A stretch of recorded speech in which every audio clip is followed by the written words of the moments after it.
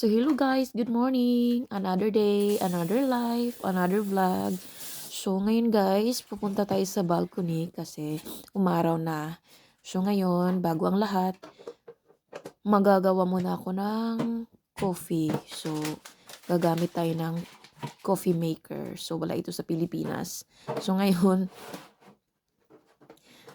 gagawa ako. Kailangan ko talagang matutunan ito dahil mag-isa na lang ako dito sa bahay dahil magtatrabaho na yung asawa ko. So, ayun guys, gagawa na tayo ng coffee sa coffee maker.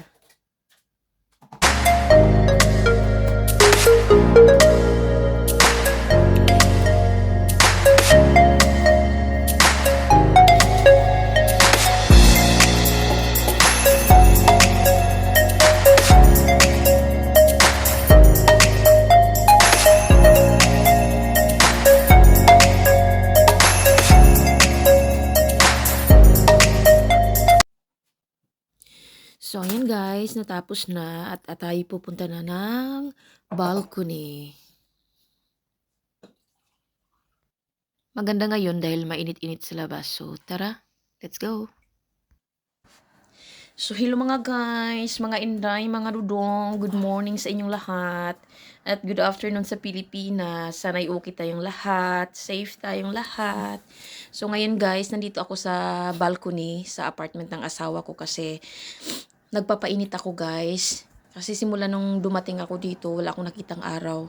So ngayon, habang tulog pa yung asawa ko, lumabas ako at nag-coffee-coffee ako kasi gusto kong magpainit. Pero grabe guys, hindi pa rin kaya.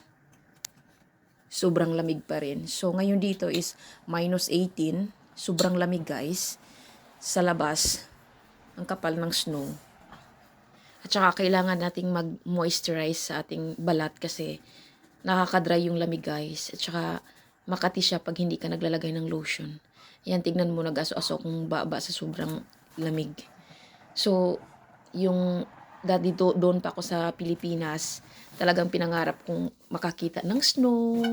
Pero, guys, nag-i-enjoy ako. Pero, somehow, sobrang lamig talaga. Ayan, nanginginig na ako dyan. Kasi nga, nakalimutan ko ring dalhin yung gloves ko. So, ayun, habang wala pa tayong trabaho, magdunya-dunyahan muna tayo, no?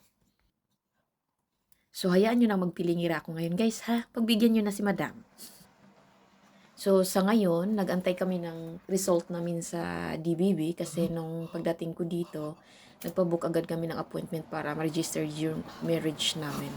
At para makakuha na rin ako ng identity card ko. Then, pag nakuha na namin yun, ayun, pwede na ako mag-apply ng trabaho. So, ang hirap pala ng salita nila dito, guys. So, sabi ng asawa ko, kailangan ko daw mag-aral kahit basic lang para mas maganda yung opportunity sa trabaho pag alam mo ang salita nila dito. So, ayan guys, ginawa ko ng lahat. Nag-exercise na ako para mabawasan yung lamig. Pero, wala pa din. Sobrang lamig pa rin. Ayan, mapapansin nyo sa labas, walang katao-tao guys. Walang mga marites, walang mga chismosan, everything sa labas, no? So, ayan, magwawalis na naman ang madam nyo. Grabe, lahat na lang ginawa talaga. Sobrang lamig. Bala ko na talagang pumasok din sa loob. So, ayan, mamaya magluluto tayo. Magmuna-muni muna ako dito, guys.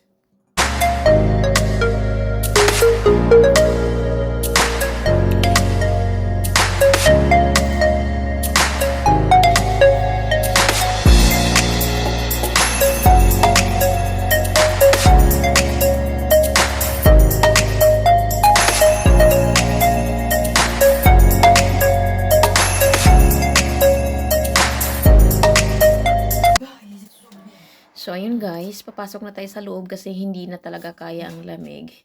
Ngayon, magluluto na ako ng agahan namin. So, bye!